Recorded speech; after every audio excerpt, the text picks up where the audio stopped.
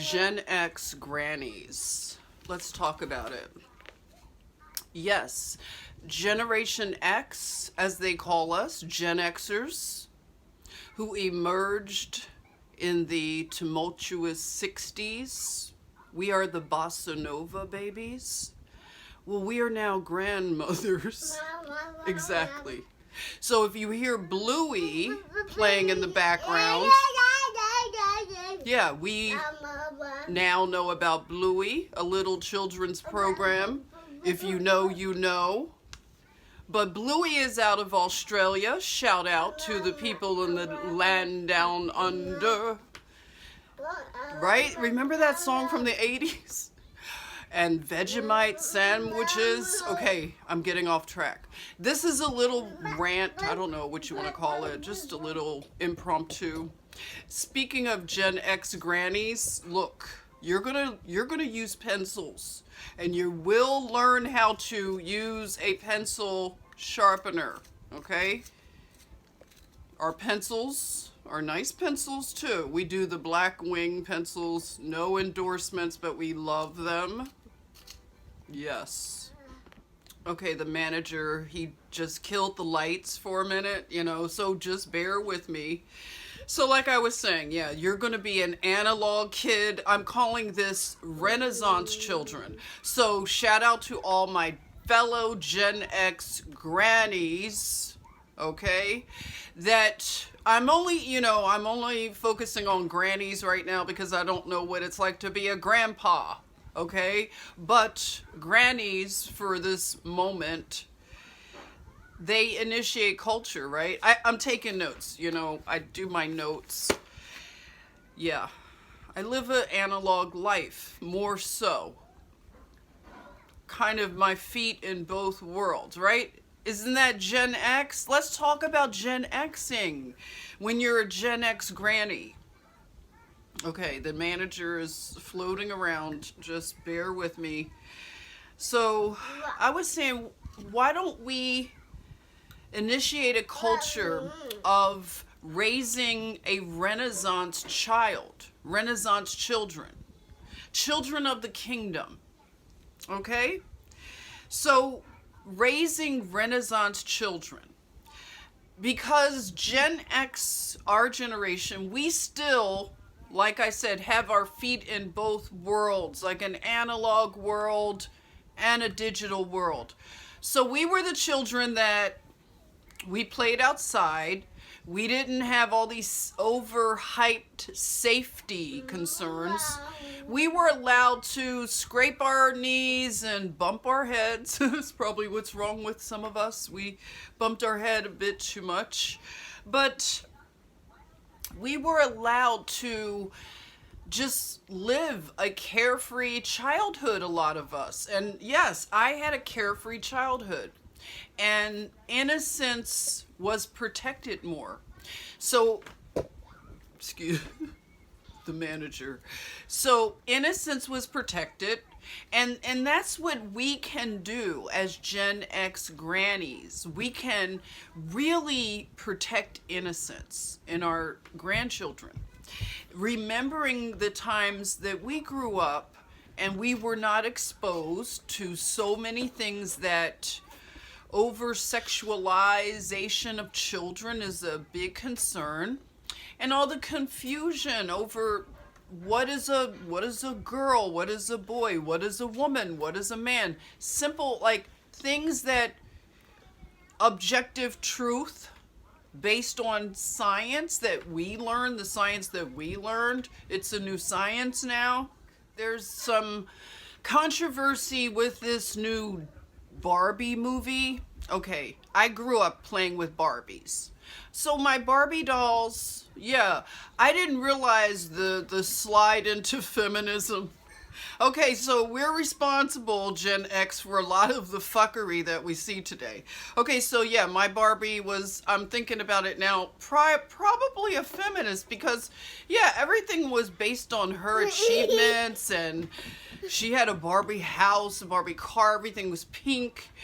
And yeah, recently I saw Justin Trudeau dressed in pink. Yeah. So these notes that I'm taking. Children that are protected from a lot of this crazy clownish stuff, which is basic. We've fallen, okay? We've fallen. I've fallen and I can't get up. Listen, what did Kirk Franklin say? We fall down, but we get up. We fall down. Now, I'm not defending anything about personal lives, but I'm just saying, you know, the words, it's the words. We fall down, and we fell down because we rejected truth. Let's just be real. We rejected truth, objective truth, and we started to entertain lies and find comfort in the lies. And we wanted to remain quiet and fly under the radar and get our little creature comforts and keep our position in society.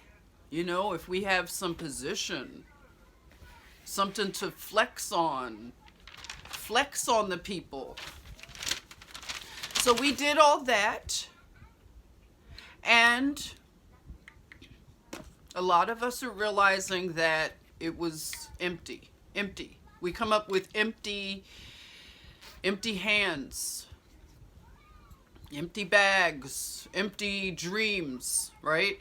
And we need to tell the truth, because the younger generation that I'm calling them the Renaissance children, the Renaissance generation, Ren-Gen. I don't know, help me come up with something.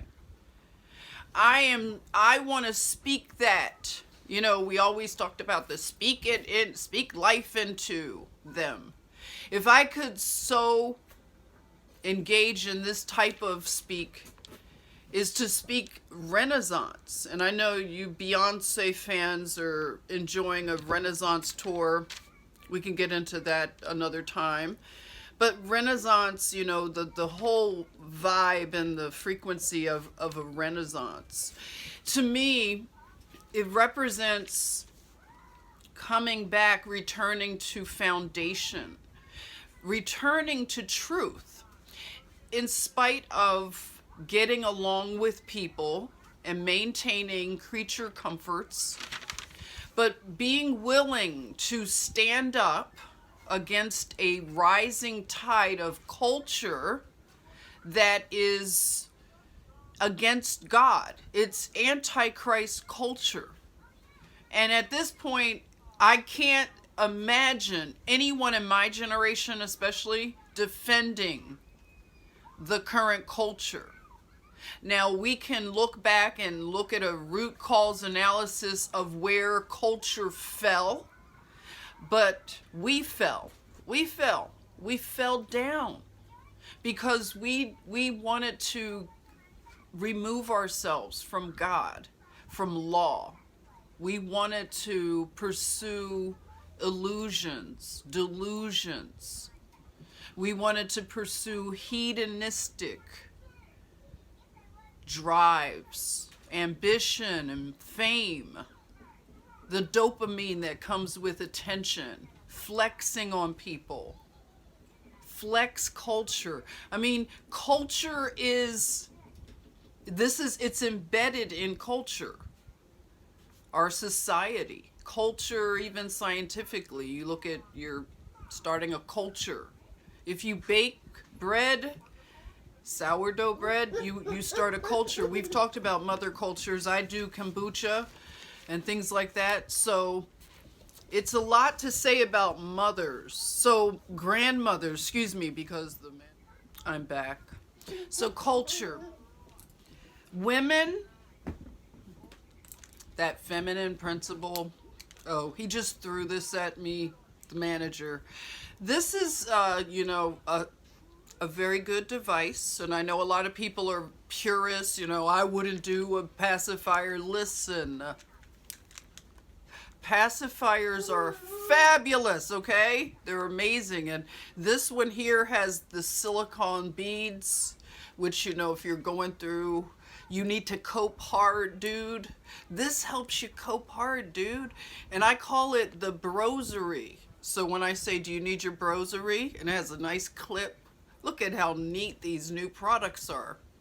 I should do product reviews. Anyway, this clips right to you. And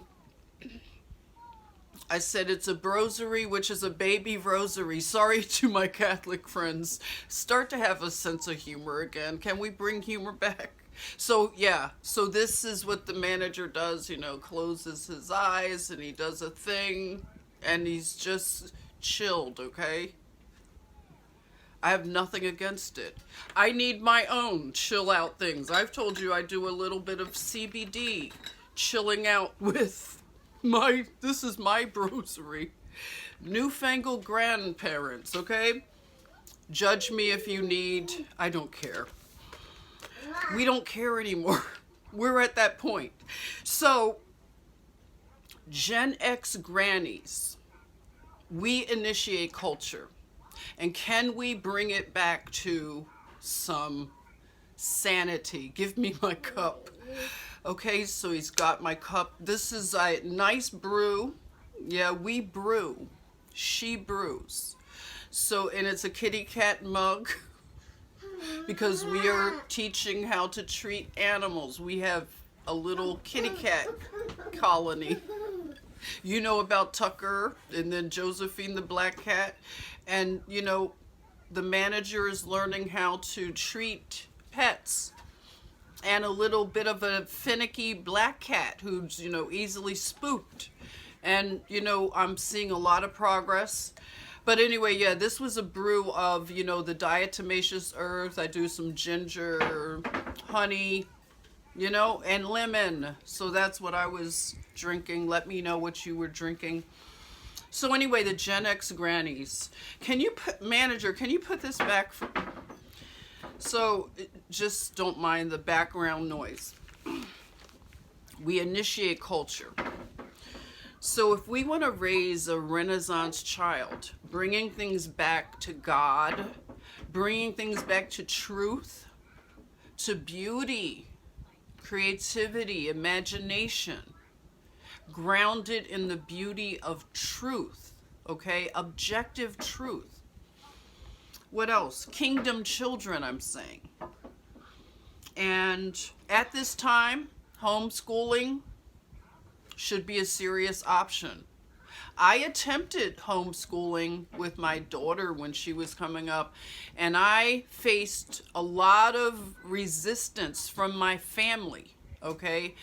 The biggest complaint about homeschooling that I faced, and tell me if you've had similar challenges, they came against me because they said, well, how will she be socialized? How will she be socialized if you homeschool her? That was the common question. The question wasn't, how will she advance academically? How will she be encouraged intellectually? None of that. It was, how will she socialize? So that let me know what I was dealing with.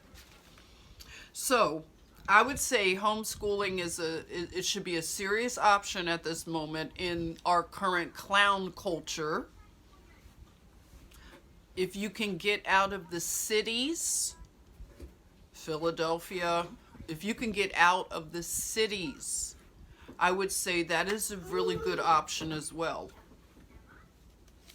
Fiercely protect the innocence of children.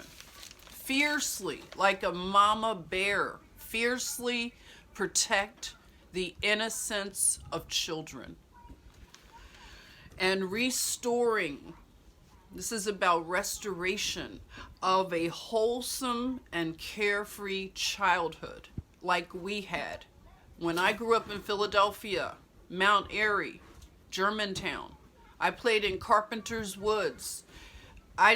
Listen, Gen X, we have survived at least one kidnapping attempt. Some of us had success. Some of us were successfully kidnapped, okay? But we've survived things that, listen, we should write books about it. Okay? We played outside.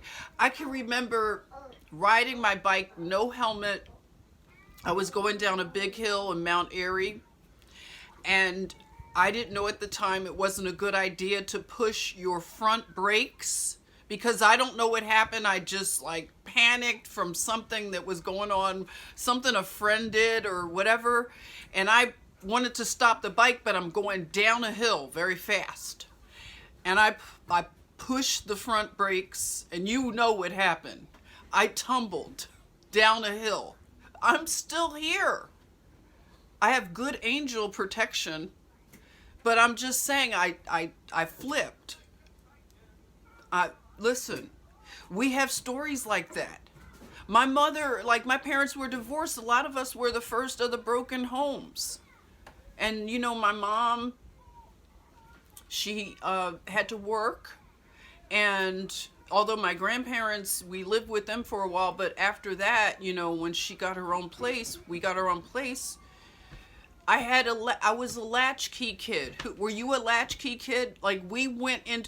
My mother had to teach me situational awareness. Okay, I had to get lessons like this, and I was like, you know, I'd stand and listen, and she's doing her MK Ultra on me. She's telling me all the situations that could happen. I'm growing up in Philly. Although I was like a Cosby kid in a way, I had to go through some dangerous areas to get to school and stuff, you know. Wanted to go to a good school. Things your mother has to do, you know. So I would have to get on SEPTA. Shout out to Philly, all you Philly Johns.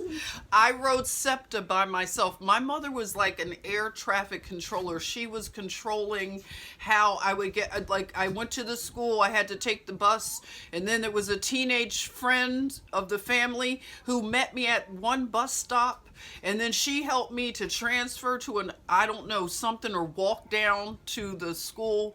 Anyway, I'm just saying she coordinated logistically things that I can't imagine, all without a cell phone. Can you imagine? Without a cell phone. Now, sometimes things did go wrong because I was a kid that liked to sleep. I was like a cat, very much like a cat. I like my naps, and I was on the bus for a while, and the bus has a hypnotic way of making you go into a trance. And I missed my stop because I knew my stops. I had to pay attention, and the bus driver lets you know. I fell asleep on the bus, and I went really far away from where I needed to go. When I woke up and realized, I'm panicked. But you know, your mom teaches you, like, don't panic. You might get a sense of panic for a moment, but don't panic. Like, you gotta be of your wits and thinking, what am I going to do next? So she would teach me things. So, you know, you talk to the bus driver, explain what happened. At that time, a lot of adults really looked out for children. You know, I used to fly by myself. You know, talk about on the SEPTA. My mother would also have to put me on Delta Airlines. And by the way, Delta Airlines, you've really let me down. I used to fly Delta Airlines since I was a little kid, okay? So I've seen you, Delta Airlines, and I didn't like how you did during the whole pandemic, but that's another story. Anyway, my mom would put me on the thing to go fly to Atlanta to go see my dad because they were divorced. I was a broken home kid. So yeah, she's put me on the airplane, Delta Airlines, and I get the little pins or whatever, and then the stewardess, they were called stewardesses, and they take care of you, make sure you get off, and they're watching over you on the airplane. And they did that. They took good care of me and made sure you go from adult to adult, and you meet up at the gate. You know, this is before you had to do all this whatever stuff you have to do, the security stuff. I used to fly when you had to get dressed up, you know. Now, last time I flew to Vegas, people are wearing bonnets and pajamas and what is it, fuzzy slippers. This is how they're flying now. No wonder they act the way they do, because there's a direct correlation, by the way. We could talk about that later. But this is part of getting back to your foundation, your roots. And it's about having dignity. So raising this next generation, these Renaissance children, children of the kingdom, they have to have dignity about them. And dignity it reflects in the way we represent ourselves. That's dignity. And we've fallen. We have fallen, and now we stand. This is a message that not everybody will agree with, but it's not for everybody. But it's for people who have an ear to hear, an eye to see. A lot of us have to wake up to what's happening, especially with our children. And the human image has just been desecrated. So we have to bring dignity back. And dignity and standing up for truth. This is a group project. This is a group project. We encourage each other with truth. We learn to like truth, to be able to for it to be palatable to us, because truth isn't always palatable. It's a hard thing to ingest, but once you get used to it, it becomes sweet.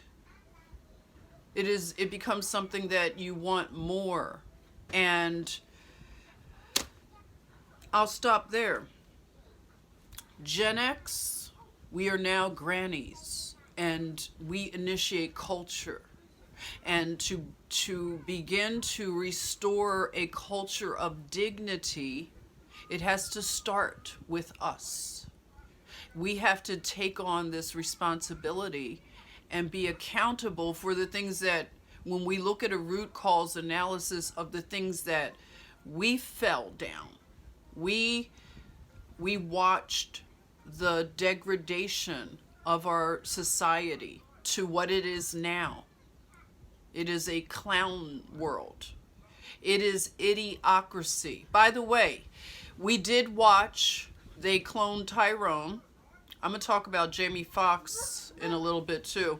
Not right now, but just look out for it. Just some things about Jamie Foxx.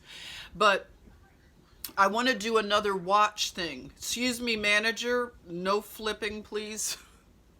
You see, why not? It's just you have to show restraint with the flipping. It has to make sense, okay? That's all. I'm saying you can flip, but just watch out. How about that? Is that a better message? Okay, so let's do another watch party, whatever you want to call it, gathering. Let's look at Idiocracy. Let's just watch it. It would be good. Idiocracy is now a documentary. They were mocking us. It was a mockumentary. But we should watch it together and just, I don't know. I hadn't watched it in a while. It would be interesting to revisit it. Anyway, I'll stop here at Gen X are now grannies. We're grannies. And I'll share more of some of the things that I am learning, and I want to learn from you as we learn together. So I will chat later. I'll keep you posted on the day and time we can watch Idiocracy, and just watch a few other movies. There were some other suggestions. Let me know if you have any. Put them down in the comments. I really enjoy reading your comments. I love you, and I will see you soon. Take care.